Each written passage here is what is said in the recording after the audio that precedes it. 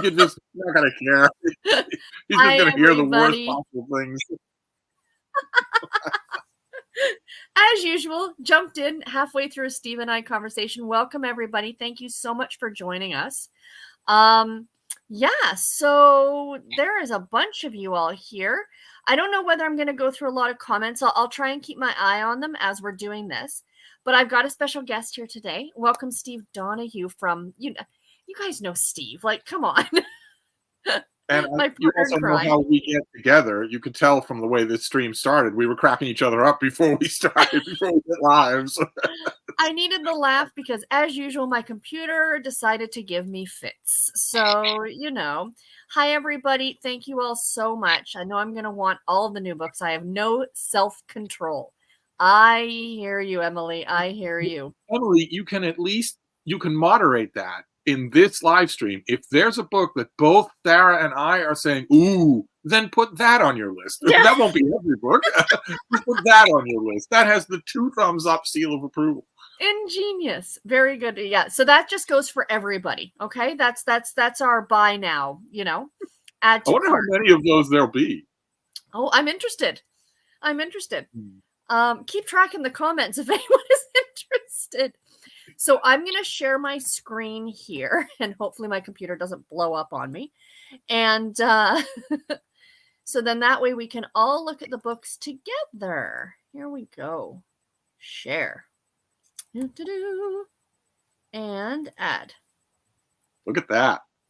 Look at technology, Steve. Are you excited? I made note on my own iPad of a small number of these books that really got my attention. Oh, good. And I thought, as a special treat for our viewers, that every time we come to one of those books, I would remove an article of clothing. How many books are on the list, Steve? I know. We already know you're not wearing pants, so this list is... It reminds me of one time when I was working at the bookstore information desk, when I used to joke to anybody who was with me. I used to say to the customers in line, I can feel them undressing me with their eyes. And one time this lady said, honey, we're all bundling you up. I said to the nearest manager, hello, everyone. Hi, Dream. Oh, look at all these people. Wonderful. I know. We got 40 people here, Steve. And he was worried no one was going to show. I was. I'm a delicate little daffodil. Oh, Cajun is concerned about the no pants. I got nothing to hide, Cajun. Oh, I love this. Book strip poker. I guess what with this talk of pants and all, probably what I meant to say was that if we have people, we soon won't. We'll just drive away.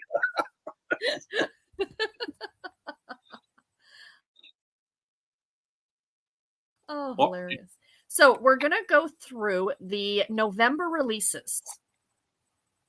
Now, can I make a request? I warned Sarah ahead of time that I might be using her, that I might be taking advantage of her. I want to remind you something that we tend to forget when we make our own videos, because you and I both make very chatty videos, that people will be finding this video 10 years from now.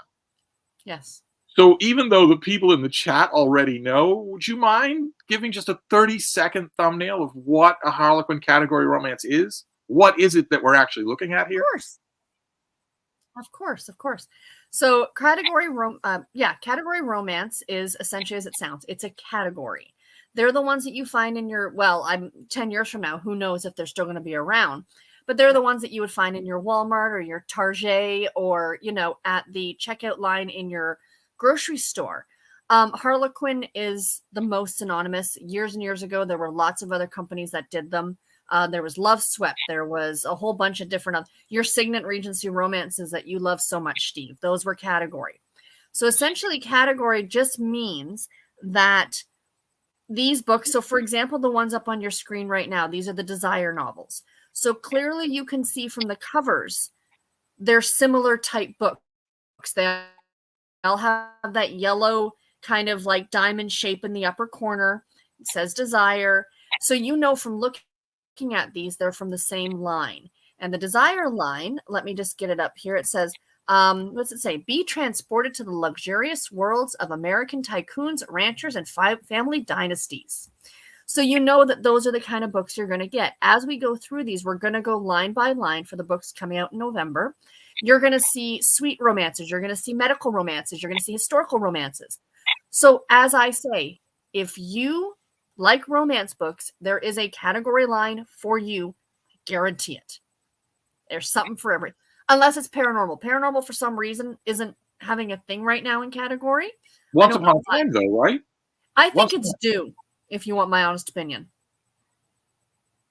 So, all right. Well, that's great. That's what I wanted. I have plenty more follow-up questions, but we can do them as we go book by book. You know, I can wax poetic on these things for a while. So we're going to start with the Desire line. I'm just going in alphabetical order because it's just the easiest. We're starting with Desire. Okay. Oops. Come back here. There we go. Okay. Desire. Yes. Which, by the way, this is the second last month. It will be gone as of December. December will be its final run. It's been around since 1982. And Harlequin is not replacing it with anything? They're bringing out a line called Afterglow, and I did a whole video. Anyone on my channel may have seen it. I thought for sure I was going to get canceled from Harlequin from my comments about the video. But to the point is that I don't understand what not Nocturne. They're talking about Nocturne in the comments. What Afterglow is. It seems like a catch-all. And they're bigger books, so you're now getting like a trade paperback size. Oh. But they're the same length, like the 225 to 250 page mark, but they're coming in at $17 a pop. So, hey, that to me is not something you just pick up at the grocery store. That's the point of Harlequin. It was you were standing in line, your kid's in the cart screaming.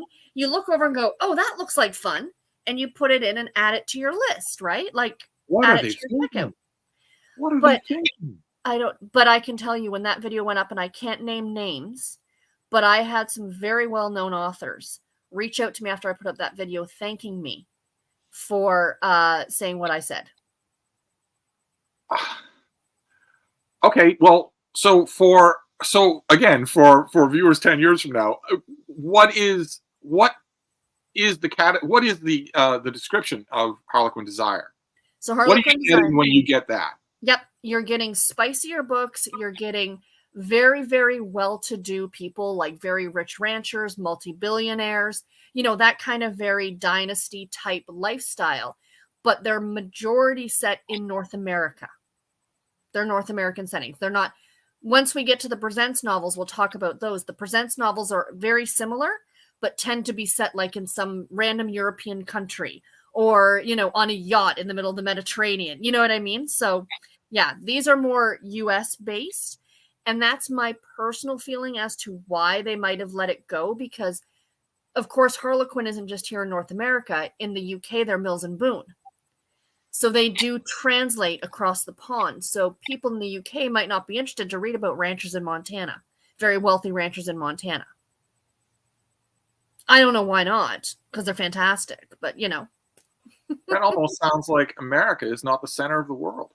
I know, right? Who knew, Steve? Who knew North America was not the center of the And yes, Desire is much more spicy content. You're getting a lot more open door love scenes, things like that. Yep. Afterglow just looks weird, almost like they should. No, that's my big point is that if you go and look at it, Steve, I'll send you the link afterward. You can check it out. No, I did when you made your video. Yeah, they look like it's their They look like trade publication. Exactly. I'm not saying they're bad books. They're just not category. That's all. That's just my opinion. So is Harlequin Desire, would you say, of the lines we're going to look at, is it the spiciest? This and Presents, yes. I would say. Currently being published, yes. Yes. But the spice level is still acceptable. We're not talking Harlequin. It's not erotica. It's not erotica. Yeah. No. And with the romance line and with the medical line, you're getting a lot spicier, but it depends on the author. All Desire books are going to be open door love scenes. All of them. Hands down. But with some of the other lines, there's only certain authors like Rachel Stewart or Amy, Andrews, like certain authors will do. We will talk about it. We will talk about it. Sorry. Because no. Ask away. That's why I'm glad I've got somebody else to bounce off of. So the first one is A Bet Between Friends by Jules Bennett, which is the second book in the Dynasties Willowvale series. That I think the third and final book will be out in December. But these Dynasty series were very well known. They did these a lot. So again, Dynasty. If you think about the 80s show, that's what this was. Very well-to-do families, and you'd get every book would be about a different sibling or a different whatever. You know what I mean? And this sounds like he's never crossed the line with his best friend until one playful bet sparks chemistry that ignites. So yeah. Oh, it's a Friends to Lovers series, which sounds very great. pretty. And very pretty. And it's a Christmas book, obviously, from the cover with the Christmas tree in the background. One other thing you can't help but notice about the cover that would certainly not have been true in Harlequin's 80-year history is the interracial romance. That's happening all throughout the Harlequin line. Wait until you see another one, and that this month alone we have a male romance in the Desire line and a female romance in the Desire line. Oh my! I know. Are those first or to the Desire line? Yep. No, they're not first. I don't think. I think they've done a couple, but it's very exciting to see. The house on Knockbridge Lane was not Desire, right? No, that was special edition. Okay. Yeah, that was special edition. So to see that now with the Desire line is pretty cool. So and the great Naima Simone. I always rail against this sort of thing when it's in contemporary fiction. I always feel like it's incredibly artificial virtue signaling. Why do I not feel that here? Is it because I think I get the impression from your videos the Harlequin editors would never stoop to that? Or is it because unlike the unrealistic posturing that happens in mainstream fiction, we know that love happens anywhere, everywhere. Exactly. So it just, I don't know why it doesn't bother me here. I know that it doesn't feel like virtue signaling at all when Harlequin does. Yeah. No, not at all. I agree. Naima Simone, who I have had the absolute joy of getting to interview back when I did the Categorically Romance podcast. Another interracial romance, an off-limits merger. It's a standalone. This deal requires one thing: not giving in to the irresistible woman across the negotiating table. So she is the daughter of the CEO, and he is a motorcycle executive. As one does. As one does. I'm just going to feel so behind the ball every time in this video that you mentioned that you've talked with the author that you're friends with. Because the last author I interviewed was Edith Wharton. So I'm going to feel like totally out of the loop here.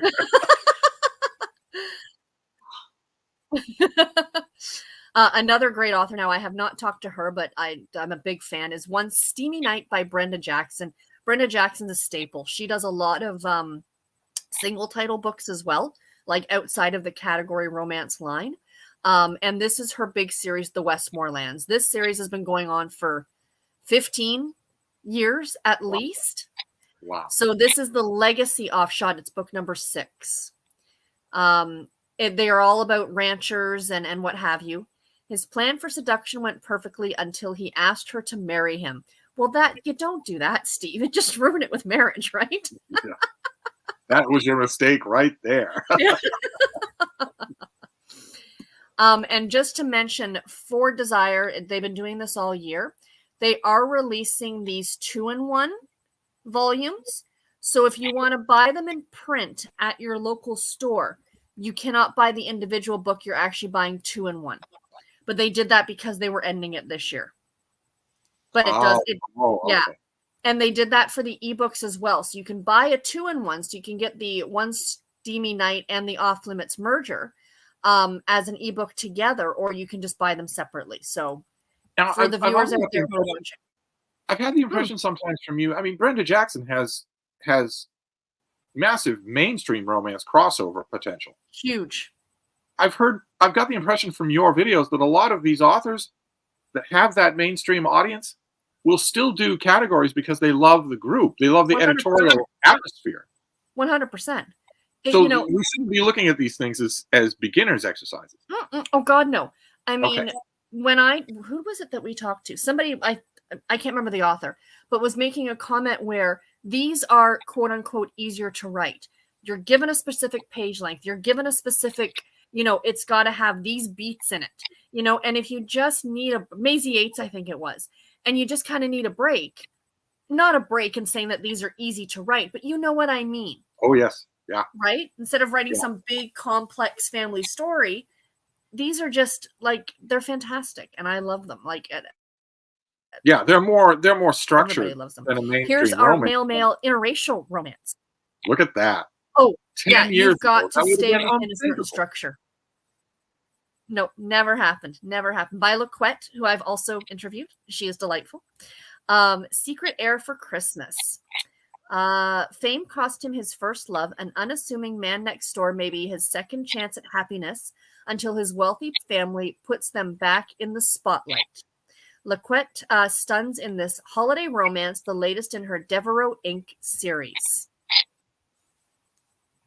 I love it. Do these authors, when they launch a series with Harlequin, with the category line, do they get approval for a series ahead of time, do you think? Or is the series approved when readers like it? The one author I was chatting with, who messaged me after I put out my Afterglow video, made a comment that she had put a series together, and it was in, I think it was in Desire. Yeah, it was in Desire, obviously. And she was told, along with every other author, that we're sorry Desire is ending, but you can move your series over here to a different line. So you do need approval to a point, because it's got to fit the line, right? It's got to fit what you want to do, right? But I think really, I mean, I say that there's, they have to, adhere to a certain standard. They still are given freedom within that. There is room to do what you want to do, right? If it was just a chemistry equation, they wouldn't want to do it. Yep. So there's that one. And then we have the female book, which is Tempted by the Bollywood Star. So not only is it a female romance, but it's an Indian female romance, which I love, by Sophie Singh Sassoon, who I've read quite a bit, and I love her books. Look at how wildly different all this stuff is. It's no I know it's not. It's the this is not your grandmother's Harlequins, right? It's not the doctor and his nurse anymore every single time. It's not all Betty Neals. Oh well, no offense to Betty Neals. No offense to the queen. Being famous was her dream until it cost her a chance at love. Years later, will a Hollywood reunion give her the comeback she's craving? So I think it's between a Bollywood star and her producer. That's it. It's she's a star, and it's between her and her producer, which just sounds delightful. I can't wait. I've got that one on my list to get to. And last but not least, for the month, for Desire anyway, the great Reese Ryan. We love Reese Ryan. I've also interviewed Reese Ryan. Sorry. This is just a who's who who I've gotten to talk to. Working with her crush, which, okay, so this is book 1 in the Willowvale Dynasty series. Okay, so that's what they're doing. So book 2 was the first book that we looked at. So they issued 2 books for one series in 1 month. So my thought is they'll do 3 and 4 in December. I'm assuming. Because they're ending the line. She wants to restore the ranch to its. It just makes me so sad because these books are so good, so good. It's not going to work. He needs to sell it to save his company. It's not going to work for them. These series are $5 a piece. That means you would sell what? 10,000 copies in a month. You're not going to sell 10,000 $17 paperbacks. That's not going to happen. God, no. Nope, not at all. Not at all. Just checking the comments here. The 3 romance books I've read are Coming Up Roses, Annie's Song, and The Christmas Room, also Winter Solstice, which I believe is Elaine Hildebrandt. Steve, you're on the roll with these live streams. Want to add another one? The Christmas one.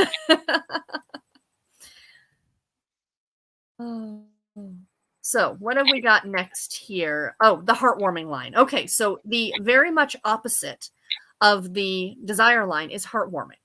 These are longer books. They involve more secondary characters. Typically, it's small town, a lot of cowboy romances, and they are also sweet romances. So you're getting absolutely no adult content in these at all. None. I adore these. I mean, I say it about all of them. I love them all, but I really do like this line. So new this month, we have, and yes, there is some Amish books in here. I know Steve doesn't get the whole draw with Amish stories, but not at all. I don't. This series, A Boy's Amish Christmas by Patricia Johns. This is the 3rd in the Butternut Amish B&B series. This is actually what I refer to as Amish adjacent. So the main characters are not Amish, but it takes place in like an Amish community. So yeah. Okay. Yeah. Well, that's good. That's good for the little boy, because if he were actually Amish instead of Amish adjacent, he stands a really good chance of dying of pneumonia by the time he's this age. He can't go to the hospital. No.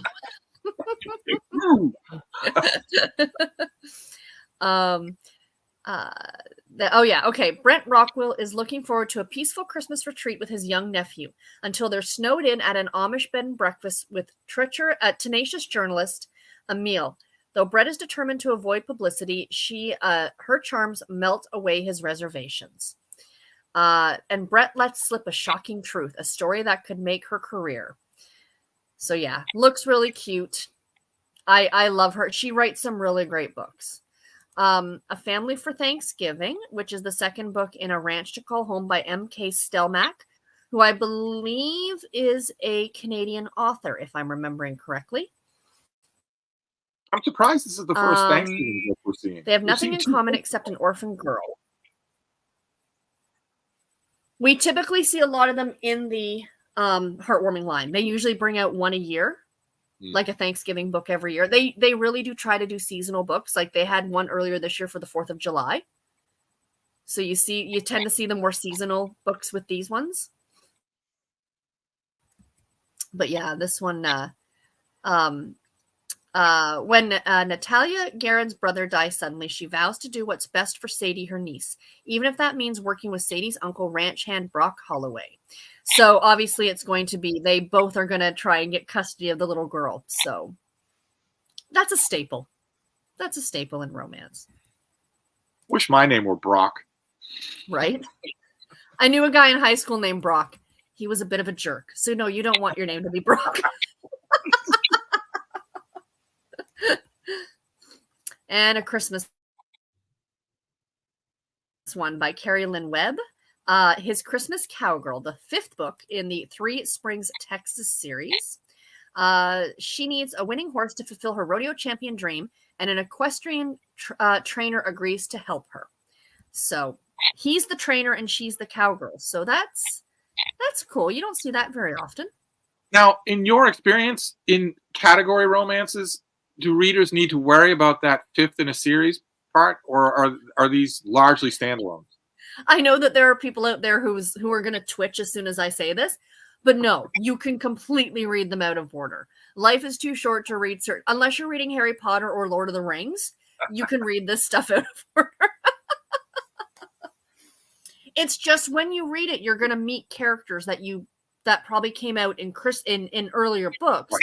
But as I always say about romance, and I know you agree with me on this, Steve, you know how it's going to end. The couple that meet, like these 2 people are going to end up together. We know that. It's the journey that they're going to go on. So it's not a surprise at the end. Oh my God, they ended up together. Who knew? They were on the cover together. I honestly think that's a big part of why these things sell better than any other books. Is that you know what you're getting. You don't know how wonderfully the author's going to do it, but you know what you're getting. Exactly. Exactly. And now we have another Christmas one and a Christmas pregnancy, which is something you don't see very often in this line, again, because it tends to be a sweet romance. Snowbound with the Rodeo Star by Tanya Agler. Second book in the Rodeo Stars of Violet Ridge series. He is a rodeo champion, stunned when he runs into his ex, especially when he learns she's pregnant. So clearly something happened before the book started.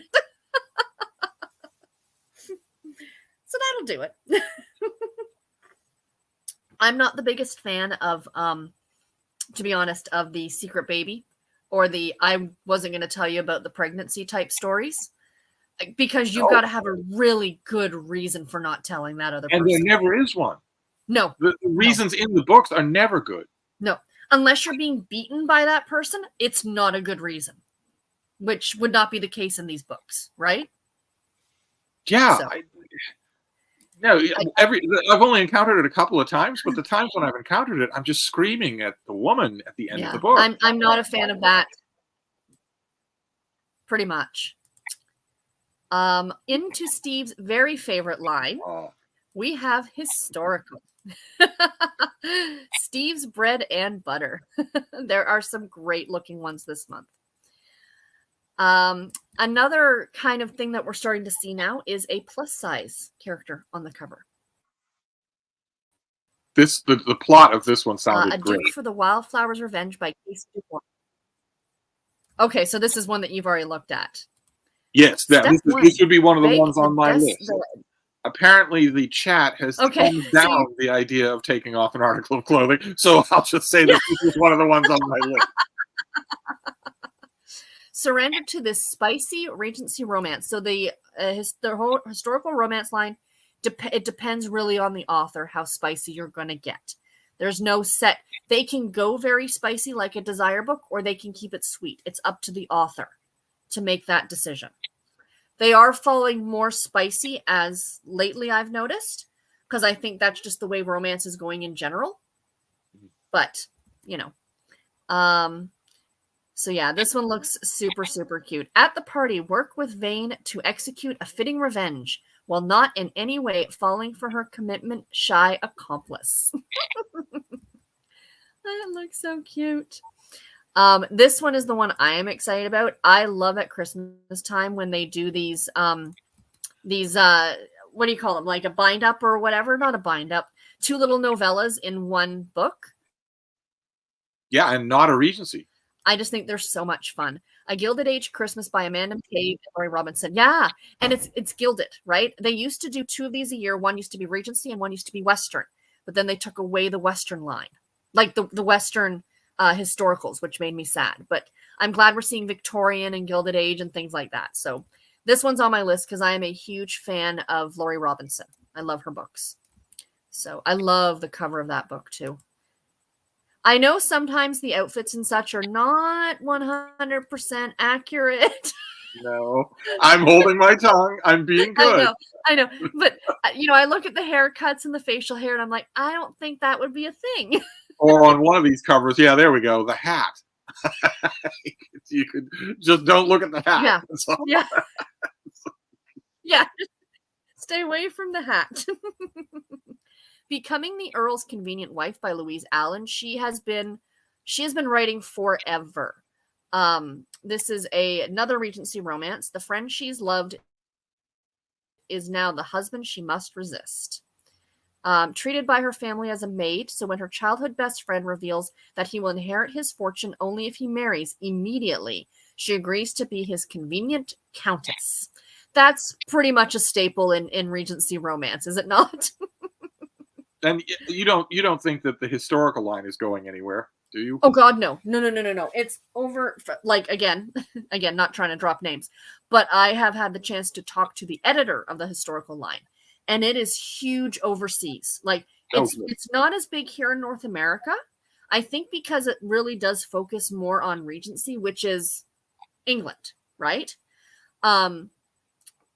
But over there and in other countries, it's huge. Absolutely huge. It's not going to go anywhere, I don't think. Not anytime soon. So it might be less popular in America because it focuses on British historical periods rather than because Americans are kind of dumb? Well, I wasn't going to say that as a Canadian, Steve.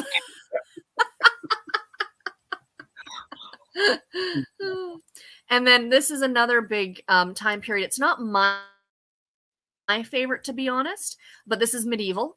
Her Warrior's Surprise Return by Ella Matthews, which is book number 1 in the Brothers and Rivals series. A dramatic, intense medieval romance, a surprise reunion. Again, if I don't want to say anything about the covers, it looks like they bathed recently, which I don't think would be a thing in medieval times. Deb and I used to go years without bathing. I know. And you know Actually, what? Deb and I still go years without bathing. And I know I shouldn't do it, but when I read some of these books, I think about that book that I read by Therese O'Neill years ago, the Victorian something or other, about what it would have been like to be a Victorian woman and how the fact that you would only bathe once a week. And I'm reading these very spicy Regency romances going, no, it's not bath day today. It kind of ruins it for you, Steve? I know. I read, what was it? Who did I read? Was it Catherine Woodowis? Okay. Eons ago, I read a historical novel of hers where her hero rides across country to rejoin the love of his life, rides up to her castle, sweeps her up in his arms, and takes her up to the nearest bedroom after having been on the road on a horse for like 2 weeks.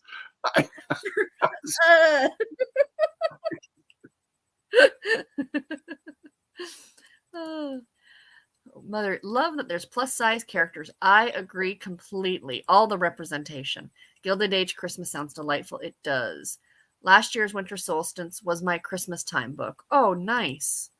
Thank God for romance. It takes our mind off the horrible things going on in the world.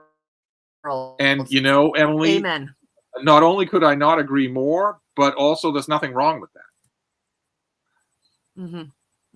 We all need an escape. Jen agrees. I don't like romance that much, but I enjoy some. Hey, romance is whatever you want to read. Hi, Jessica. And hello. So the next one we have here is Miss Rose and the Vexing Viscount by Kathleen Tinley, the first book in the Triplet Orphan series. A grumpy sunshine, Regency, Cinderella story. An unsuitable match for the Viscount. I like a Cinderella retelling. What is with the popularity of the whole grumpy business? Is that because the male characters can't be just explicitly dicks anymore? So grumpy is as close as you get. Is that it? I mean, once upon a time, you got Mr. Rochester type figures that were just horrible people. You can't have those anymore. So no. I joke that the romance between me and my husband is a grumpy sunshine because I love my husband, but he tends to be very Eeyore. Hi guys, that very. So I joke that that's ours. But you're right. Like it's a way for them to be a little bit more dickish without being, So I will see. I like the cover of that one. I think it's gorgeous. I wish there were more Christmas ones this year. I mean, maybe next month. I don't know, but I didn't see a lot of the Christmas historicals. The Lady's Scandalous Proposition by Paulina Belgado. A Victorian romance full of spice or scandal and spice. Proposition to shock the ton and delight her rogue. There's a baby here. It's a Miss. Hello, Frida. She had to come and say hi. He elbowed up to me and asked what I was doing.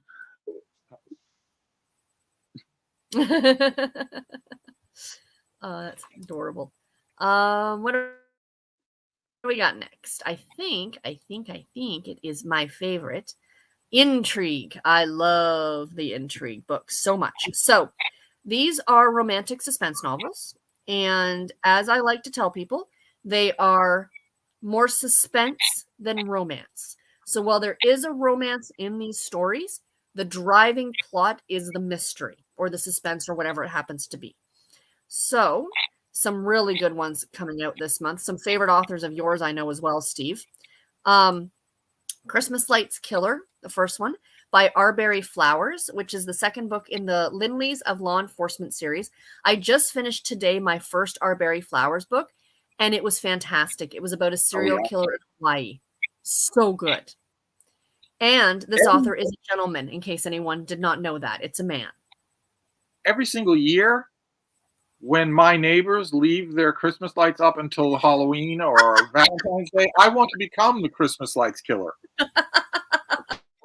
Every year when that happens, and there's always one house. I always hope home for the holidays and on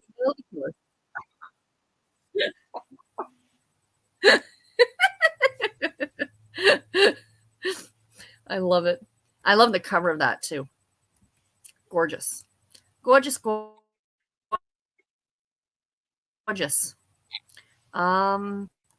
Next year, I think next February, they're going to start changing them. Another favorite by a lot of people in here who are cozy mystery readers. The great Julianne Lindsay has a new book coming out. What do you mean they're going to change the covers? They're going to change the covers. Here, I'll show you. So you see the way here it's got like this like diamond with the purple, right? So they're doing it for all the lines. I saw this. Let me go to coming soon. I can show this to you very quickly. So they are changing the way it looks. And I'm not sure I'm absolutely down for it. Oh, now you're going to make a liar out of me because you're not going to show it to me. There it is. So do you see what they're doing now? Or what they're going to be doing? See, that's what I mean. They're getting rid of that purple bit over here, and they're just putting intrigue. So they're almost minimizing the blatant, this is a Harlequin category romance. And still putting hotties on the cover, though. Yeah. I had to pick a puppy one for you, Steve. Oh, well, there's a man on the cover as well. Oh, look at that. Oh. But yes, I noticed that. What happened? Did we lose Sarah? She's been having such incredible tech problems at her end. Just horrible. Sorry. So sorry. I'm having a day today. I hit the back button on the wrong screen. Everybody's still here? Everybody's still good? Sorry, guys. I think that the chat was probably worried for a minute that if I was all by myself, I would turn it into a Bigfoot chat or something like that. All right, enough of the romance. Let's talk about Megalodon. Let's talk about the elephant in the room. No. But no, you're all saved. Sarah has come back to the next one we have, as I was saying, is by... We have Closing In on Clues by the great Julianne Lindsay. She is also a favorite cozy mystery author by a lot of people in the chat, going by several different names, Brie Baker and Jacqueline Frost, but I know her from her Intrigue books. And this is the first book in the Beaumont Brothers Justice series. There's another one coming in December, and then I think book 3 comes out in April, according to her Instagram. So I'm very excited. So an author like that is working constantly on a book. Oh, I follow her on Facebook, and she is literally writing like a book right after every single, she self-publishes a lot as well. Wow. And her stuff is good. Really good. Give her a shot, Steve. I think you'll like her. She also writes on the sweeter side. Like she does. I think hers is all behind closed doors. Romance. Which, by the way, I should mention the Intrigue line tends to mostly be behind closed doors. They are allowing a bit more adult content now, but the bulk of it is behind closed doors. A fan favorite, Steve. I know you like this author. Dead Man's Hand by B.J. Daniels. And she is almost pretty much stuck completely with category. And she's been doing it for her entire career. Wow. She's done some, outside category, but most of what she does is category, which is kind of nice to see. The Colton Brothers Investigation book number 6. He wants her love. He might have to show his hand. We love BJ Daniels. Oh, don't hit the wrong button again, sir. Cindy Myers. Killer on, what is that? Kestrel Trail. Eagle Mountain Critical Response, book number 3. This one sounds like a cold case novel. 2 decades later, she's determined to get justice for her family. After her sister's murder, she's determined to discover the truth behind what really happened. And he's a search and rescue.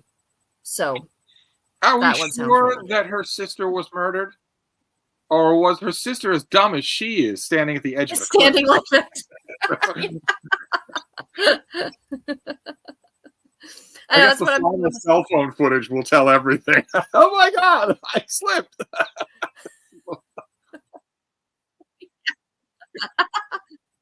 The story is writing itself. The Secret She Keeps by Lena Diaz, a Tennessee cold case story, book number 4. Rain is so desperate she's willing to kidnap a private investigator, the one person who can help stay her brother's execution. Oh, wow, that got grisly. Wow, that's what's the word I'm looking for? That is a politically sensitive topic, I would say. Execution. Grisly here, Sarah is using GRISL. She's not using, there's another kind of grizzly coming up. So I wanted to point that out. She means grotesque or grim. She doesn't mean, 1,000 pounds. True enough. True enough.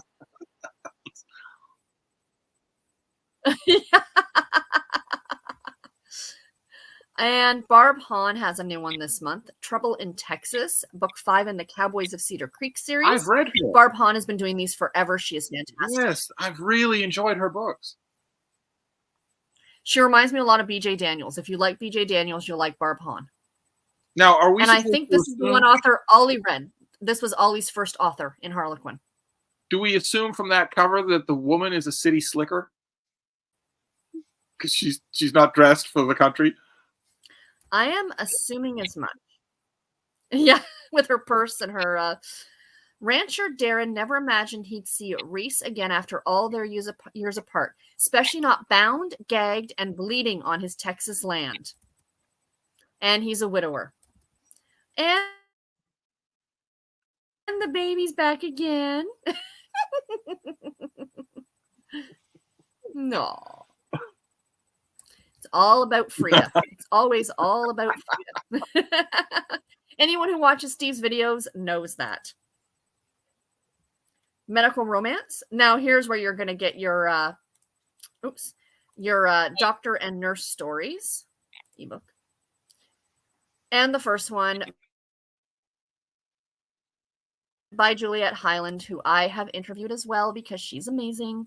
Come on. A Puppy on the 34th Ward. This is part of the Boston Christmas Miracles, Steve. And there's a dog on the cover. This Christmas, a canine therapy nurse and her pup fall head over heels and paws for the new pediatrician. I love the sound of this one. I think I pre-ordered it. So yeah, that one. Juliette Hyland is fantastic. I believe, like, from when I interviewed her, she used to be a nurse. So she kind of knows a bit of her stuff when she's writing these things. How to Resist Your Rival by Rachel Dove. Two scientists are forced to put aside their differences and work together. They discover that one thing they can agree on is chemistry. She's a robotic scientist and helping prosthetic patients. And he's a neurosurgeon. Interesting.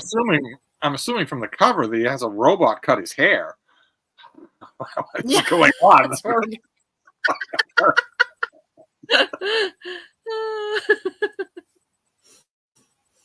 Key to the Single Dad's Heart by Julie Danvers. Inheriting an obstetric practice was enough of a shock until she met her irresistible new business partner. Julie Danvers. I have to say, though, some of the covers of the medical line are not my favorites. I find them sometimes a little boring, to be honest. A little boring, yeah. But or that's just my opinion. I mean, the guy in that last Reunited cover, I wouldn't want to be in a relationship with a guy in that last cover. It's just all the wrong feelings coming off there.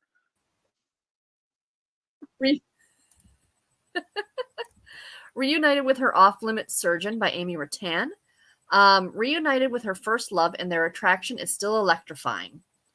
One Stolen Night and 10 years later. A deaf audiologist. Interesting. Well, I don't know. Hasn't seen Finn since their Stolen Night 10 years ago. Yeah, see, I can love these books and still question some of the things that's happening in them. Yeah. Yeah, I have to say, I mean, I'm getting the impression from you while we talk about these that the medical line is not your favorite. It's certainly not mine. It's not sexy. Hospitals are not sexy. I'm sorry. As sexy. Someone who spent a lot of time in them, they are not sexy. And, you know, it's not just that they're not sexy. It's also that they're extremely power regimented. Yes. There's a hierarchy. Yes. Yes. The whole line seems like just such a bad holdover from the days when romance novels were an older, gray at the temples, authoritarian man. Yes. Yes. He's taking a wife, yes, but the books, those old books, feel like he's adopting a daughter. Right. Again, Betty Niels. That was her bread and butter. Yeah. Yeah. And I'm not knocking her. I mean, her book's sold. We don't think that way anymore. Have changed.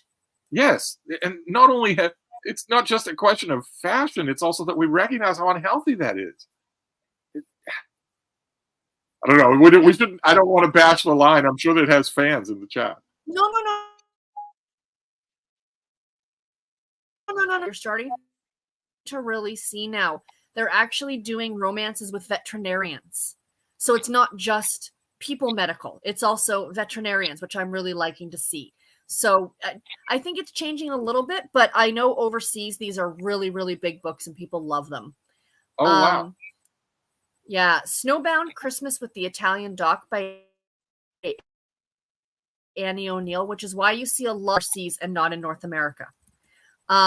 Escape to the Italian Alps with this latest story from Harlequin medical romance author Annie O'Neill, and discover what happens when two doctors unexpectedly find themselves spending a snowy Christmas together. I mean, the only thing that makes it medical is that they're doctors. This could be in the romance line. This could be in, you know what I mean?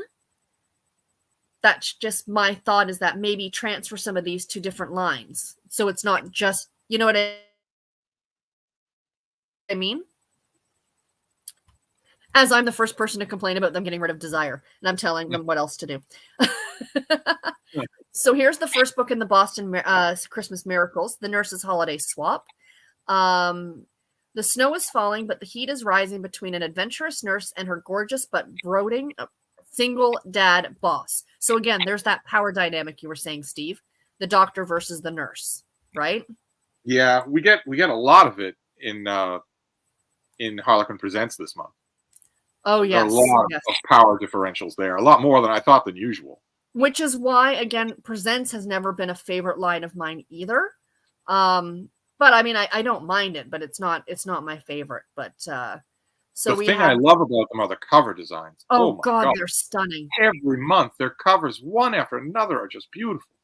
And they're iconic. That circle is iconic. Right? I love it. Christmas Baby with Her Ultra-Rich Boss by Michelle Smart. The heat between them could melt the billionaire's ice hotel to the ground. Escape to Sweden this festive season with a steamy secret pregnancy romance from Michelle Smart. Secret babies are huge in Presents. Huge. So there's always at least 2 or 3 a month. What would be the difference between Presents and Desires?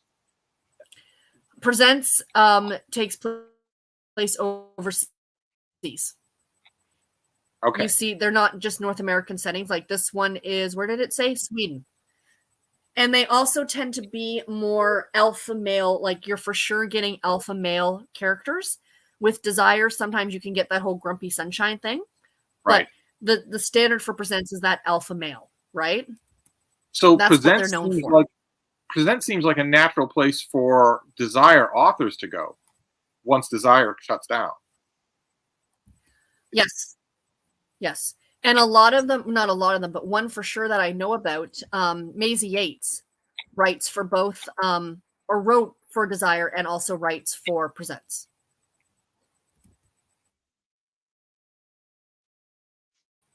Let me get back over here. He never contracted as the Italian's Bride by Julia James. He never wanted a wife, but now the Italian wants everything in the Cinderella Romance by Julia James. But again, the covers, like the locations are just right. Yeah. Yeah, whoever's doing the cover design really is earning their keep. But it's in the Harlequin Presents that you'll get the premise of the plot as the title of the book, which is also very old. Sarah's you video start talking cut about out. Bigfoot again? Oh no, now I'm gone. He's like, damn it, what happened? Well, we certainly can talk about Bigfoot. that's fine by me. Lord Almighty. I got the cat sitting here beside me. I'm like, I shouldn't be doing anything. I should just be, you know. Sorry, people. My apologies. I promise. I'm not usually this technically, you know, bad. And there are 8 of these books that come out every month. It is the biggest line that Harlequin does because it's so popular. These are the ones that your grandmother read, your mother read, your aunt read, you know? And you're saying it's popular overseas. Oh, they're huge in other countries. Absolutely. So that explains the number. Absolutely. This is a line. I think this line will be like cockroaches. Like the Armageddon will happen and Presents novels will still be coming out. There are never any romances between 2 cockroaches, though. It's the last thing Olivia needs. You never get a romance between 2 cockroaches, where they were an item in high school, and then they break up, and then they come back together, and they have 15,000 kids. It's textbook, Steve. It's just textbook. Escape to Copenhagen with this secret child romance. So see, we've got Sweden, we've got Italy, we've got Copenhagen. You want to travel, just read a Presents novel. Oh, this one is a North American setting. His assistant's New York Awakening by Emmy Grayson. Will the CEO be able to resist when she lays her passion on the boardroom? I had a problem with this one, with the title. Oh, yeah? Well, decades ago, I'm sure you remember, the idea was always that the woman's awakening.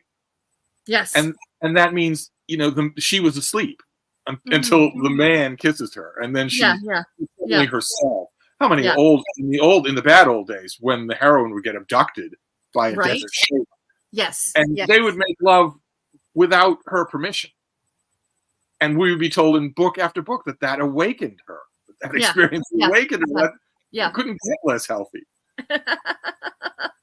I know. Again, and I think that's the Presents novels do tend to feel a little bit old-fashioned for me with some of those tropes. I mean, obviously they're very modern, but they have some old-fashioned ideals.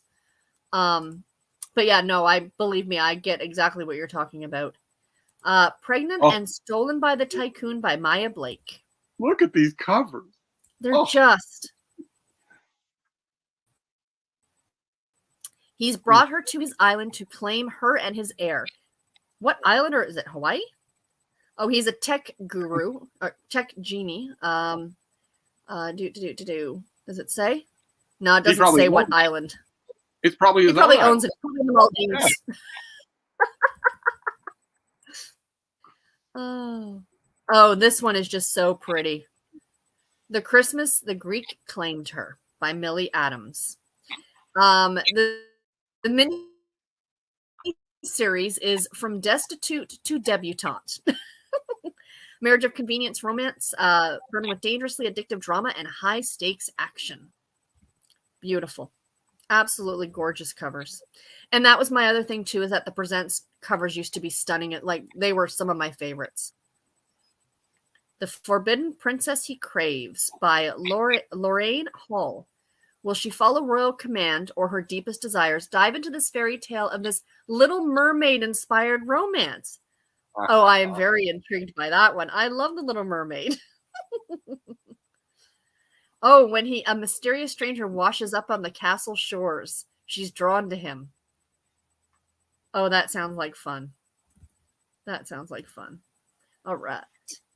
And I think, yes, this is the last one. 12 Nights in the Prince's Bed by Claire Connolly. She has written a ridiculous amount of presents novels. I know I've read her before. I know I have. Yep. Fake Relationship Tale. That's not a bad cover. I don't have any objections to it. All right. What have we got next? I didn't think you would, Steve. There's only one cover this month that I have an objection to. There's only one cover in the whole month that Steve objects to. We haven't got to it yet. Have we passed it yet? No. Okay. Okay. So we have the romance line, which is the original line. Like this one goes back to 1949. They used to be sweet romances exclusively, but they are now allowing much more spicy content in them.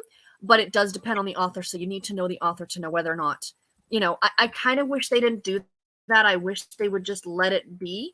And then because readers don't want to have to guess.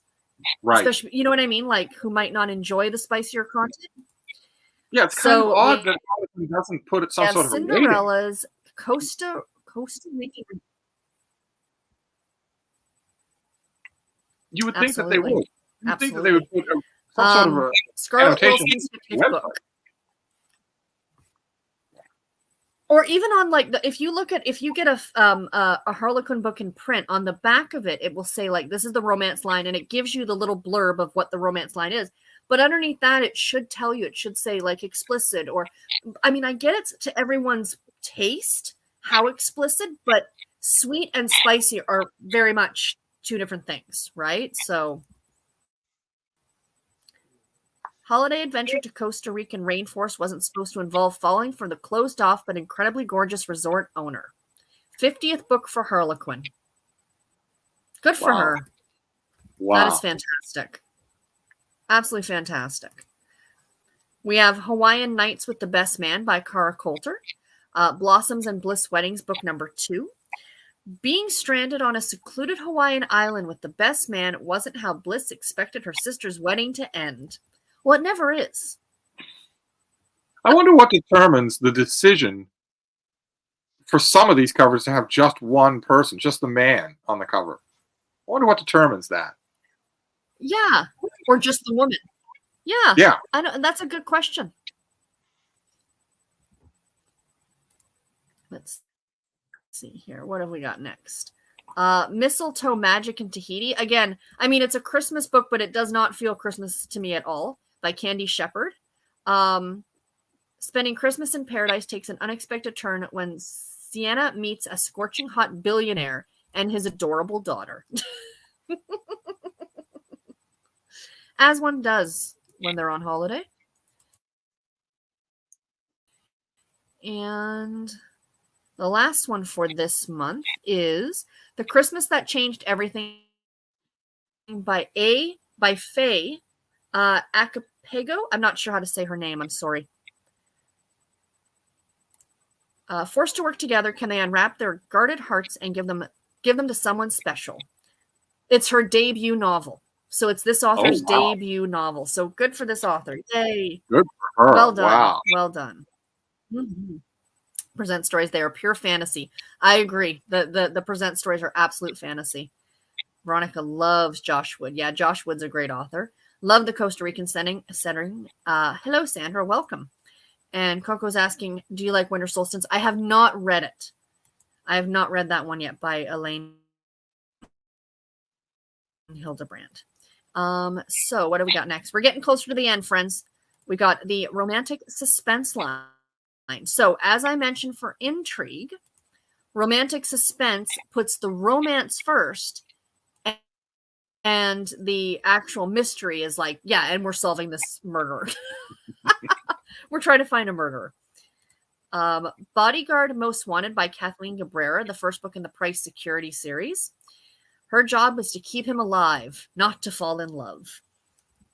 She's a good author. I have She used to write for the Desire line, and I have had the joy of interviewing her.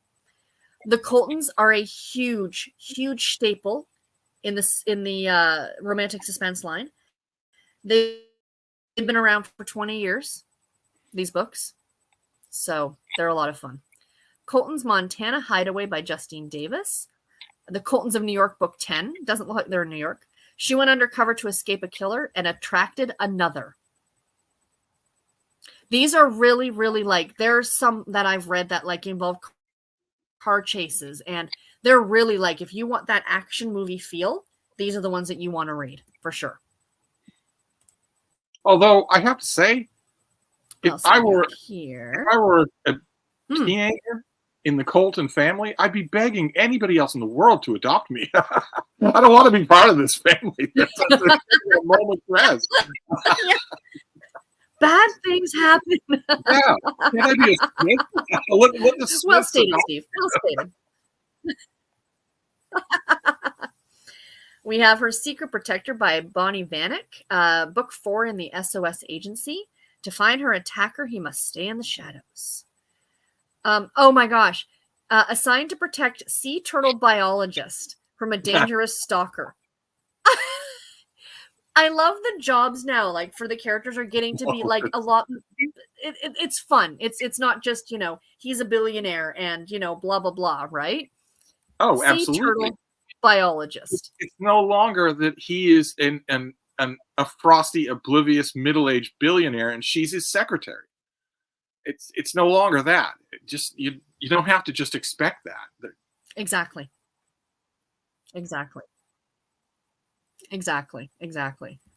And the last one for the romantic suspense line is Last Chance Investigation by the great Tara Taylor Quinn. I have interviewed her. She was actually our first interview on the podcast. She is an absolute delight. This is the 12th book in the Serena's web series. This series is one of the few that you see that actually spans different lines. It started many, many, many years ago with the Super Romance line, which is no longer being published. Oh, wow. And then it has moved to, so it does cross. So you get some stories are romantic suspense, some are not. I believe, before I make a liar out of myself, I think some of them are being, yes. So I read this one last year, Old Dogs, New Truths, and it's part of that series. And it's a special edition novel, which means it's just a home and family story. So there's no suspense in it, but it's part of that line. Or part of that series, I should say, excuse me. So what would account for that? So yeah. Is it just that the series is really love.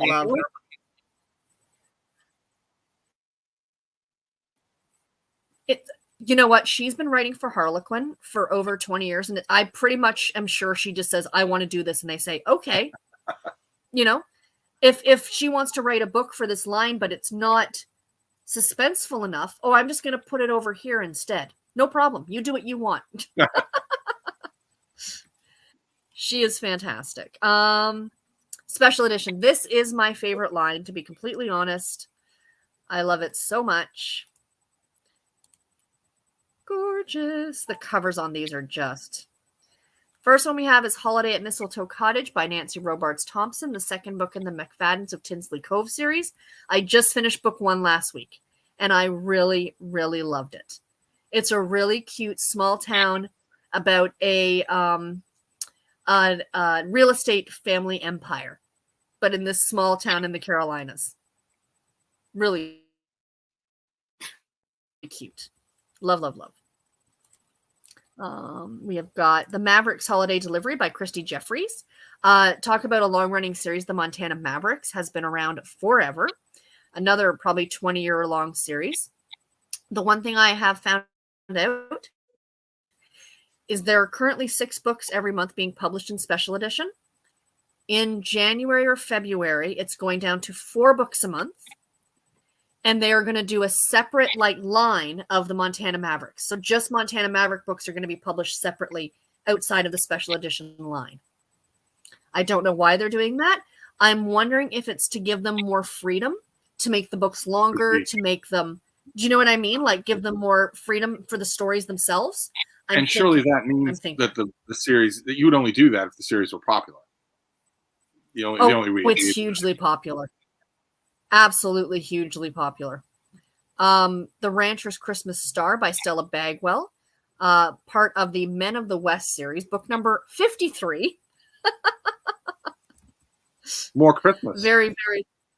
Yep. More. Oh yeah. These just dive right into the Christmas. This month and next month will be like all Christmas, and I love it.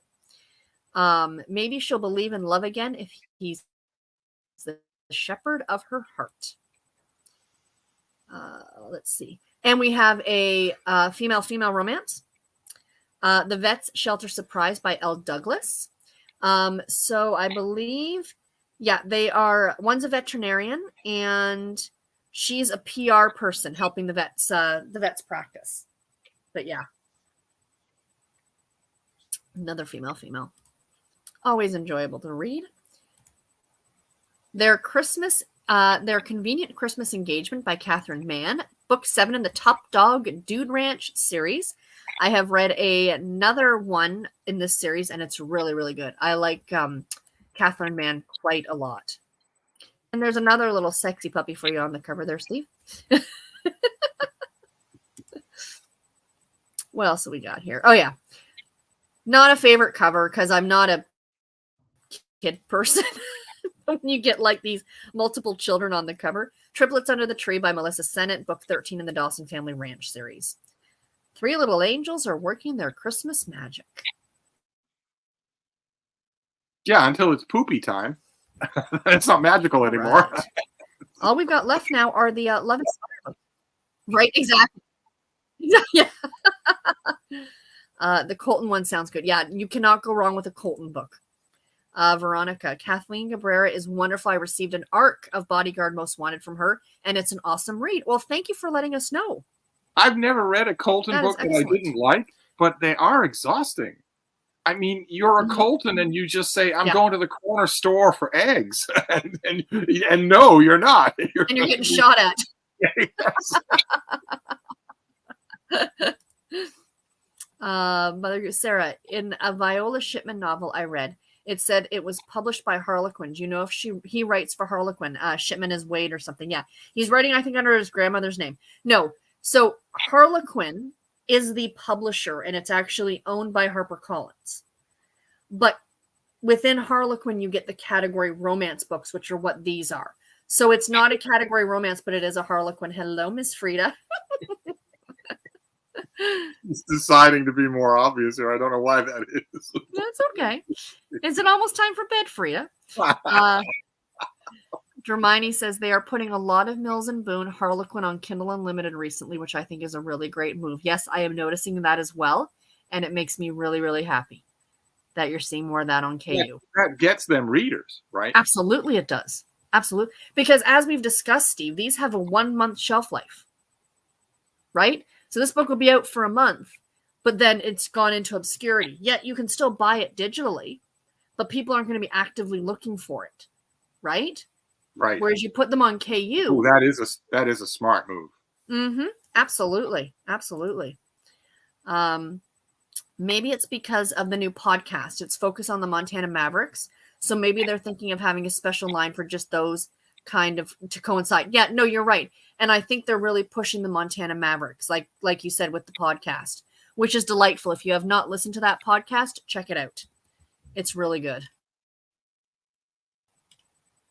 And let's get into the Love Inspired. So for those of you who don't know, the Love Inspired line are faith-based Christian romance. Now, what does that mean? I do. What does that mean?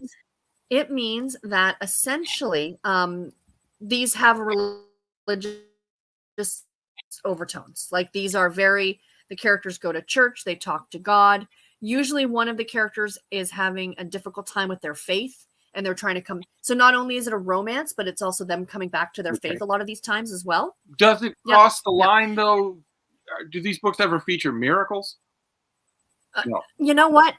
No. I think they're very much rooted in reality. Okay. But it depends on your definition of a miracle, right? Right, like, right. You know, you're praying for something and it happens, right? Right. So, but like the whole, virgin getting pregnant with no, That kind of thing does not happen in these books. And there is also no alcohol, no drugs, no, hanky-panky. That goes without saying. So yeah. But some of these, like, I do enjoy these, to be honest. I think that they're like really like, they're simple. They're almost like, I know a lot of people on BookTube talk about a true romance. Like, these Victorian books are a proper romance. If you want to use that terminology, like a Jane Austen's a proper romance. Sometimes I feel that way with these, that it really is about the couple. You know what I mean? Surely these sell most in the American Bible Belt, not in Europe. I mean, that has. These are not even sold in the UK. Okay. You cannot get these at Mills and Boon. They are not sold in the UK at all. Yeah, not at all. And there are a lot of people that watch me who are UK viewers who get upset because they would like to read them, so they have to order them elsewhere. You know what I mean? A Country Christmas by Lisa Carter. I mean, look at that cover. It's just gorgeous. Very nice. Yeah. The rancher and the city girl have nothing in common except the wedding that brings them together. So yeah. And of course, these are the ones that you also get a lot of Amish stories in, much to Steve's enjoyment. This is an unusual Amish winter match by Vanetta Chapman. Book number 3 in the Indiana Amish Market series. He's too serious, she's too fidgety, but together they might be perfect. I mean, I know you've got to take them with a grain of salt, but to be honest, tonight, after we're done here, I'm going to be starting the first book in this series. I do like them. I know they're not with the whole Amish thing. I know that's not a thing. Like, it's not what you see portrayed in these books. But there's something about, Well, yeah, the books present a Fantasyland Amish. Although I would hate it because I couldn't plug in my Kindle. Let's be realistic. No. Oh, absolutely. Absolutely. 100%. 100%. Bonding Over the Amish Baby by Pamela Desmond Wright. Two perfect strangers brought together by a tiny bundle of joy. He finds himself stranded in an Amish community in Texas. Interesting. I didn't realize that there were Amish in Texas. I'm picturing them now at rodeos. I know. How would that work? Amish cowboys are going to be the next thing, Steve. Just you wait. An Amish cowboy. Oh my God. Hands down, I think that this has to be one of my favorite covers this month. Just because it's so Christmassy. With that reindeer. The Cowboys Christmas Compromise by Jill Kelmner. First book in the Wyoming Legacy series. I just get it just feels so Christmas to me. I think it's so pretty. Getting back in the saddle means opening his heart. So he's recently divorced. Even if the boss is his ex-wife's new husband's ex-wife. So it sounds like he marries his ex-wife's new husband's ex-wife. Well, as one does. Right? Maybe that's what they did in biblical times, Steve. We don't know these things. We weren't there. The Doctor's Christmas Dilemma by Danielle Thorne. Home for the Holidays or Home for Good. One where he left his hometown of becoming a big city doctor. Now he's back to run his father's clinic and spend Christmas with his daughter. Very heavily. It's a second chance romance. Lots and lots of Christmas. Oh, very much. Yeah. They also lean, of course, very heavily into the season, right? For obvious reasons. And then their Holiday Secret by Betsy St. Armand. Can their pretend relationship turn into a Christmas gift? So he gets a fake girlfriend and he picks this friend, and of course they end up falling for each other. It's another standard trope, but they're a lot of fun. I like them. And then the very last line we're going to talk about today is the Love Inspired suspense. So very, very similar to, of course, Love Inspired, but these have a suspenseful undertone to them. The one thing that I've noticed, because I've read a number of these, is generally, and I'm pretty sure it says this in like the rules or like the writing guidelines, that the good guys cannot kill anyone. So even if the good guy is a CIA agent or an FBI agent or a cop, he cannot kill the bad guy. Can't take a life because it's faith-based. It used to be that my understanding was that they couldn't even fire their weapon. Are the crimes watered down? No.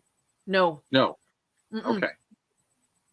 I read one with a kidnapping. I've read abductions, everything. Oh, no kidding. Okay. Oh, yeah.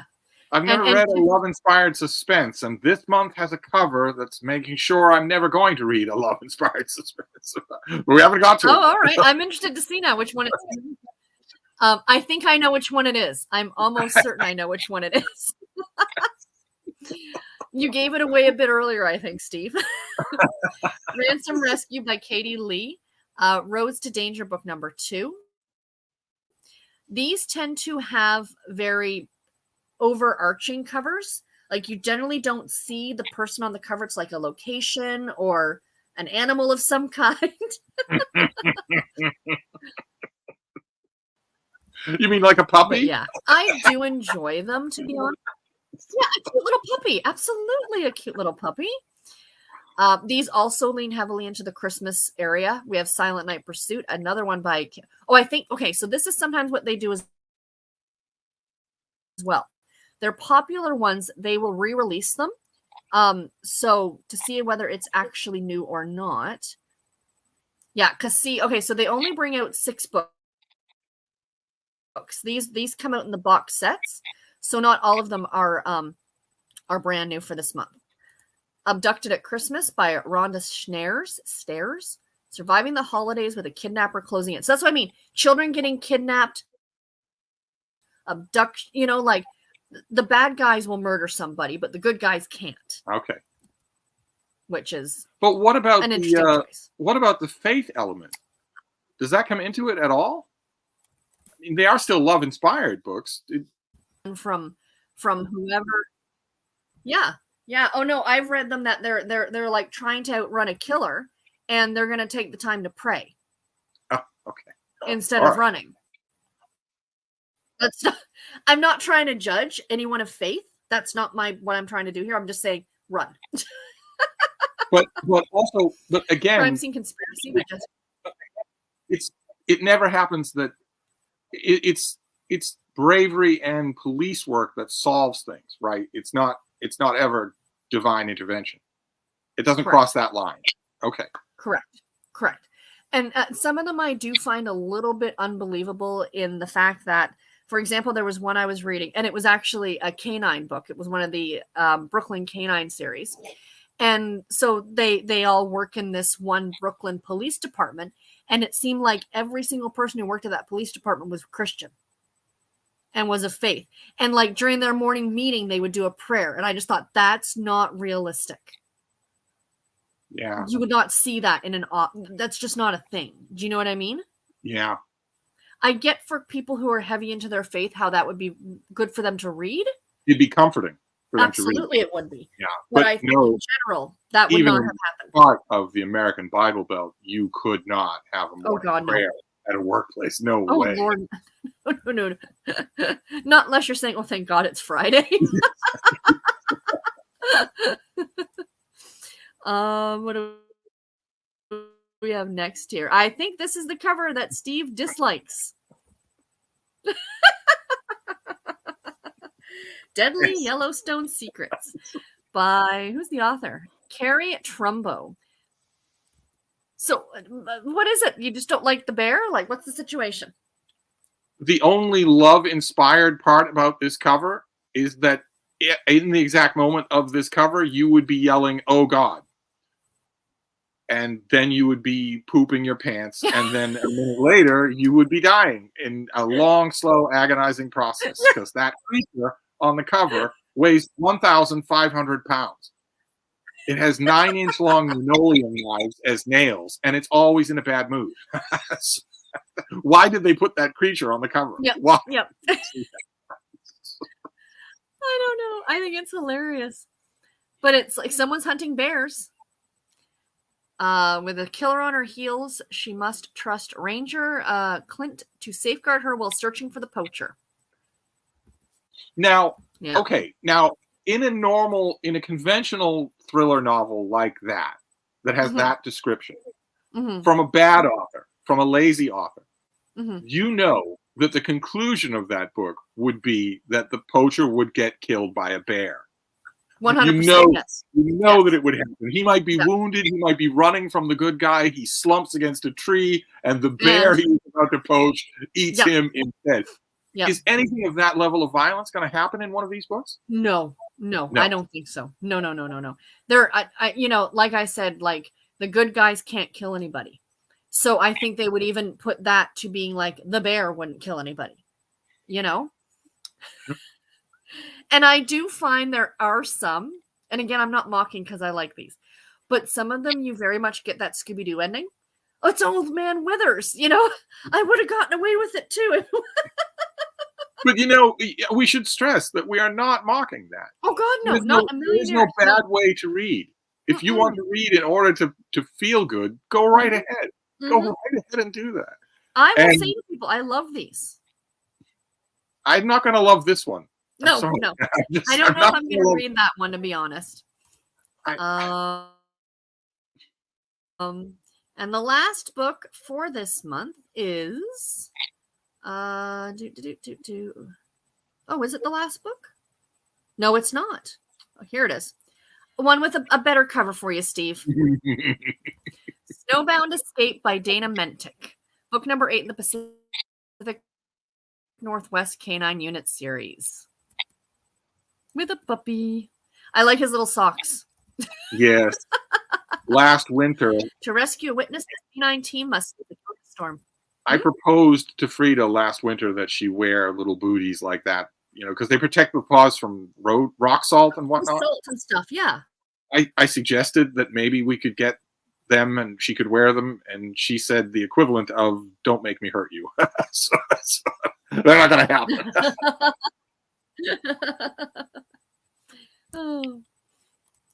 Cav says, FYI, I read some love-inspired suspense where the hero or heroine has killed the bad guy in the line of duty recently. Really? So maybe they're changing it. Interesting. Thank you, Cav, for letting me know that. Appreciate that. Coco asked, do I have a favorite Harlequin book? Yes, I do have. If you asked me to pick a favorite, it came out a number of years ago. It is called The War Bride by Laurie Robinson. It is a World War II historical romance. I loved it. It's hands down one of my absolute favorites ever. Ever. Do you have a favorite author, Steve, that you always go to? Well, B.J. Daniels. Yes, yes, absolutely. I was turned on to her by you, by watching your channel. Yep. But there's another one, too. There's actually a Harlequin Presents author. Okay. Who does the whole, the premise is in the title, the woman is always subordinate to the male. She does all of that. But the thing, I read like 2 of her books, and in both cases, she really does not go easy on the main character, on the male. She really doesn't go easy on them. They're scarred and wounded people. So it's not like, they just sail into the room and say, I'll take one of those and one of those. No, it wasn't like that at all. But I really liked that. Oh, really? Yeah, I wish I could remember her name. I have the books. I can't remember her name. You can't. Yeah. Does it anybody? It's from a long time ago. When you were still steeped in books, weren't we going to do a category read of some kind? We're always coming up with ideas like this, and we never follow through on them because we're both so busy. Oh, very nice save on your part. I'm actually not busy at all. It's always nice when your co-host there is really reaching out. I actually don't do much of anything. I mean, I have been, as you well know, I got asked, about the Patreon and potentially doing a Patreon. And the one thing a lot of my viewers requested, because I said, what would people like to see, is they would like to see a book club. And I thought, well, if anyone's going to do a Harlequin book club, it's me. So what I was thinking is maybe when I do start the Patreon, which will probably be sometime in November, is maybe for December, picking a November book, like going a month back so people can get their hands on them a bit easier, and just giving like a choice of like my top 5 and being like, everybody else pick one. What do you think? Would you join me in a live show to do a discussion about it? I would join you in a live show at any time. I think that would be a lot of fun. unless people pick the grizzly bear book. No, I won't pick the grizzly bear book. This. So no. Okay, No. so no grizzly bears and no Amish for Steve. No, we can have the Amish. The reason, those of you who are new to this long-standing joke between me and Sarah, is that I have met the Amish in Iowa and Pennsylvania. I've spent time with them, and they're nothing like the Amish in these romances. They're not like them at all. It's like a fantasy version of the Amish. Now I understand that, so I'm okay with it. It's just it makes me chuckle. That's all. have to. I see, like you said, the fantasy idea, but I was watching a YouTube video about this girl who had left the Amish faith, and she was showing the dress, right? Like how to put it on. And I didn't realize they don't use buttons. Everything was with straight pins. And I thought, I would hate to sit down. Yeah. You must be poked 1,000 times a day. The key for the women in an Amish community is that they don't sit down. They're busy working. True enough. They're busy working. They're doing whatever men want them to do. If you're sitting down, you're offending God. That's right. Yeah. Who is it's not coming to my mind, the mega best-selling Amish author in the mainstream world? Is it Beverly Lewis? Yeah, would probably be Beverly Lewis or something like that. Yeah. Her portrayal of the Amish is often very accurate. And yet she sells by the bucket load. When her male characters are yelling at the female characters, "Get me another slice of pie," or something like that, and the female characters in her books never say something wrong with your hands. Did she get it? They never do. Yeah. But well, the other one too. We do a Patreon club. Absolutely, we should. Linda Castillo, with her Kate Burkholder series. Right. Okay. Which is the gritty Amish, like the Amish are murderers. Right. Yes. I love that series so much. You really sang the praises of that series. I have not tried it. Oh no, you have to read it. You have to read Sworn to Silence. Really? It's so good. There is a book later in the series where this guy is like the Amish man's with his kids in the buggy, and they're going home, and it's late, and then all of a sudden out of nowhere it comes a Ford truck and the entire family is demolished. Like these are gritty, and there's a later one where an Amish is the killer. Read Sworn to Silence. Are there any? No, there's no grizzly bears. Okay. They take place in Ohio. I'm not obsessing. It's just that this is on the cover of a romance novel. If you see that, you are going to die. What is romantic about that? By the time you've seen that, you're already dead.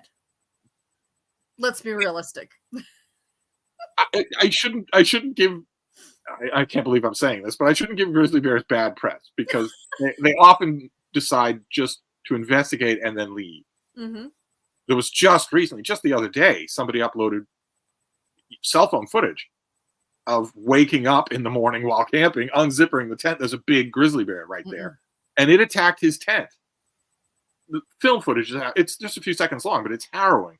You see this gigantic dark shape pressing in on the tent around, and then it left. So it didn't kill him. So maybe I'm overreacting. Do you watch, I love watching his videos, Tom Scott? And he did the one about the bears. Like he put a GoPro inside a thing, and they were trying to find a container that a bear couldn't get into. And the bear got in and stole it and was taking selfies with us. Yeah, there's no such thing as a container that a bear can't get into. No, and that's what they pretty much said. They're just like, how long does it take him to get into it? Right. That's the, big thing, right? So the thing that people always misunderstand, especially about grizzlies, is how strong they are. Oh, yeah. People just automatically, they look at them and they think, okay, a man in a bear suit. So I've got the rough idea. No, it's 50 men in a bear suit. That's right. That's right. Oh, no, thank you. Sandra says she loves the idea. Emily, yes, thank you guys. So so I will, like I said, it's in my goals to get it done for November, to get it set up in November at some point. So thank you all so much for, saying that. It's going to be very, very helpful to me. Would you be interested in doing a video like this for December's Harlequins? 100%. I'm down. Oh, I can do this every month. I don't know. The chat would have to decide, but I love it. This was so fun, so much fun. Like you say, it's so much fun to bounce off another person, especially when you know these people and you know all about this setting. Yep. So I can bounce questions of my own off you. Or if you've read the author, or you haven't read the author, or you see a bad cover. Or if you've crapped your pants because you saw a grizzly bear. I'm just picturing you scrolling now. I couldn't believe it when I was looking at these covers. I couldn't believe it. Some of the covers this month around get Steve's seal of approval, if you know what I mean. And then I got to that one, and it was like, oh. So I might have to see what books you pick. So maybe what we can each do is pick 5, Steve, and then we'll see which ones we overlap on. Well, and those ones will be a guarantee. I didn't show the ones that I actually picked. I picked yes, no, please do. Is Italian's Bride. Oh yes, I picked that one just for the cover. That's gorgeous. And also Another Presents Christmas Baby with her ultra rich boss. I love that cover because the title tells you what you're going to get. That's the thing with Presents. I picked. Well, obviously, I picked all of the historicals. Every one of the historicals. I mean, although let's be honest here about the anachronism. This is a Victorian romance. A well-born woman making her debut in society in Victorian era would not wear spectacles. Oh, good Lord, no. It's the same, if you want to think about it, it's the same thing as if you had a 20-year-old woman making her debut in society today and she had a face tattoo. It wouldn't happen. It just wouldn't happen. It wouldn't be a thing. But I still just love them all. I even added this one, and I thought the same thing. The thing you always say on your channel, ick. It's not bath. Thank you very much. Pretty much. Of course, I had the B.J. Daniels. Oh, of course. Because I'm just devoted to her as an author. She just she's one of those auto buy for sure. She never does anything wrong. It's not like it's blind loyalty. It's that she always gets snappy dialogue and a terrific twist at the end. And if you pick up one of her books written today, or a book that she wrote 15 years ago, you're getting just as good a story. Yeah. And absolutely. She's done a lot for the mainstream, right? You said she's a mainstay. She writes a lot for mainstream. Yeah, she does some great stuff for mainstream. It's great. Thank you, Sarah and Steve. The preview has been fun. I learned about Harlequin and category romance. I am glad that you enjoyed it. Hermione, yes, please make this a monthly video. So see, Steve, they like us. Let's talk about December books next time. This was fun. Yes, no, for sure. We'll just hope that we don't have any unpleasant surprises. What I'm thinking, though, because what's love-inspired suspense going to do next? A giant shark? Sharknado. She was a gorgeous marine biologist. Yeah, I don't care. Put her on the cover then. Don't put a shark on the cover. Steve, if there was a shark on the cover, you would read it. So don't lie to anybody in this room. It's true. I would. You'd be like, "Oh, Meg." But what I'm thinking is maybe we should do it in a couple of weeks. Like a week or two. Yeah, because they are Christmas books, so we don't want to wait too long. Yeah. We want people to be able to see them and make a decision before. Fine by me. Yeah. And remind the chat and also me what the buying twist is with Harlequin. You can get the December books in November. Once November the 1st hits, you can buy any of the books that are being released in December on the Harlequin website. You can buy them as print books or as ebooks. I am not a fan of the ebooks. I have said this because I do not like the app that they use. It's too glitchy. But entirely up to you, whatever you want to do. But if not, if you don't want to use the Harlequin website, it's always the last Tuesday of the month. Because Tuesday seems to be the big book release day. Am I correct on that one, Steve? Yeah, it is. So it'll be November 28th that the December books will be released to like Amazon or your Walmart or whatever the case may be. But you can buy them early if you so desire from the Harlequin website. And if you subscribe up, like if you're like, oh, I really like the Intrigue books and I want to get them every month, you can get the subscription. So you'll get a subscription of all 6 of them every single month. But the kicker with that one is you get them 2 months in advance. So if you sign up now, you're probably getting January's. Wow. Yeah. And so you should probably know, just as a word of warning, that on the Harlequin website you will pay the listed cover price for the book plus a year of your life in frustration while using the Harlequin website. I hate to say you will get to you will get to checkout and it will say, I don't recognize you. Or it'll say, you've already bought these. We sent you 10 of them. I mean, you'll be going, no, that's not true. I mean, I love the website to go on to look at everything. Oh, yes. I think it's fantastic for that research purpose. I have not bought a book from them in a long time. Not because I don't like them, but because they took away the rewards program. That was the drive for me. And every Friday they used to do a sale. They don't do that anymore. And if they do a sale now, it's like, oh, spend $30, get $10 off. Okay, but then that's the tax anyway. Like they used to do some really great sales. They used to do the rewards program. I had I think I got like 50 free books. They were fantastic. But I'm disappointed. They do more of that. Because like you say, these books are here and then gone. You'd think they'd maximize as much as they could. You'd think so. But that's why now I tend to buy them. You know, if I'm going to be paying full price, I might as well get it from my Kobo or my Kindle. Right. Because I prefer reading it off this anyway. Right? Right. So, yeah. But yeah. Oh, what do we got here? Hold on. Please do it again. Thank you. Love tonight's show. Thank you. I really enjoyed this. Thank you both. Thank you, Kat. Veronica, lovely idea. Excellent. I vote for making it a monthly thing. There we go, Steve. You're in. Sandra, I wish they would dump the app and sell them for Kindle. I'd buy more. I agree. It would work for them. It's weird they don't do it. Well, years and years ago, they had a different app, and it used Overdrive.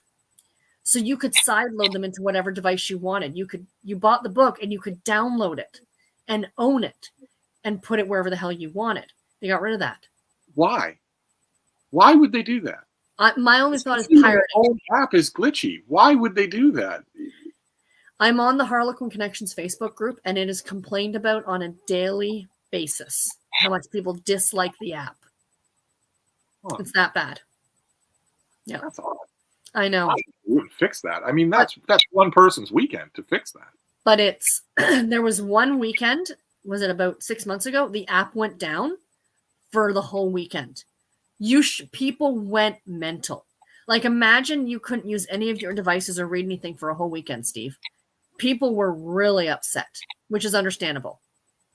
You know, if suddenly Kindle went down and you couldn't read any of your Kindle books for a whole weekend. Oh. Yeah, right? Oh. That's basically what it was. Oh. No, thank you. No. No, I'd have to interact with people. I'm like, and put on pants. I know. Thank you so much, Amelia. I appreciate that. Jen, thank you both for a lovely tonight. I've added a bunch of books to my Amazon wish list. Our work here is done. Yes. And I'm not meaning any offense to the author of that wretched grizzly bear book. It might be good for all I know. They don't design the cover per se. They give ideas for it, but they don't design the cover necessarily. If you're on a dock, a seaplane dock in northern British Columbia, and you've got off the plane and you're walking down the planks of the dock to the shore, and you hear something in the tree line that sounds like a gigantic boulder being rolled downhill, and your pilot says, it's not a boulder, it's a bear, and it's coming this way. Get back in the plane. We're not making this landing. We don't. You want me to go on? Yeah. It's fine. Joshua, have I just caught you guys at the end of the stream? Yes, I'm sorry. We are finished up, but we will be doing this in 2 or 3 more weeks. So stay tuned. Every category book. Talked about some more than others. We went through every single one, and we'll do that again. We'll do that for December's book. If anything, we're showing off. It's just like you say about your book, your book mail. You open it, you've showed it. How many people have seen it? Right? Right. You've seen it, and a couple of them we've kicked around the block a little. So that's it's no, like you said, it's not snubbing anything. No. Right? No, we'll do this. We'll do this again, and Mhm. maybe we'll spend a little extra affectionate time on the medical romances, just Yes. because we were a little bit mean to them this time I around. think We'll so, yes. spend Although a little more time there. that one by Juliet Hyland is on my list, the one about the veterinarian. Well, yeah, veterinarians are fine, but the fatal flaw for you and me is that if you spent a lot of time in hospitals, it's the last thing on your mind, literally the last thing on your mind. It's the same as I never understood the appeal of ER or Grey's Anatomy. I'm like, clearly you have never spent a minute in the hospital for anything. Because it's scary. Lindsay, this was a lot of fun. Thanks to both of you for your enthusiasm for romance books that got me into reading them. Oh, you're welcome. Yeah, she's reading a bunch of Harlequins lately, which is delightful to see. I'm a late convert. I was converted by a romance reader and writer of just, well, it's not recently now. It's now, but still. In your 28 years, it's pretty recent. I got my share of crap for it, and it's what we've mentioned a couple of times. It's just the ingrained, ordinary, everyday sexism that the crap that I got, I was able to dispel.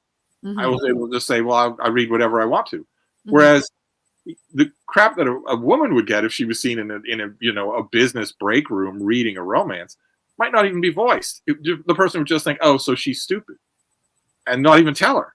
Or actually tell her, say, you should read something better. And if you're reading a category romance, double that. More. Double that. More. Yeah. Even if another romance reader came in and saw it, would make a comment. Yeah, even another romance reader. Mm-hmm. I was able to dispense with a lot of that because people feel intimidated approaching a super hottie. Well, that's a thing. It's not a thing for everybody. It's a thing for me. It's just that's a form. But anyway, I've got to go walk the bees. Yes. Thank you, Steve. I really appreciate you being here. Oh, it was so much fun. Let's do this for December's Harlequins. We will converse and figure it out and let all of you know. But thank everybody in the comments so much. You guys were great. Take care, everybody.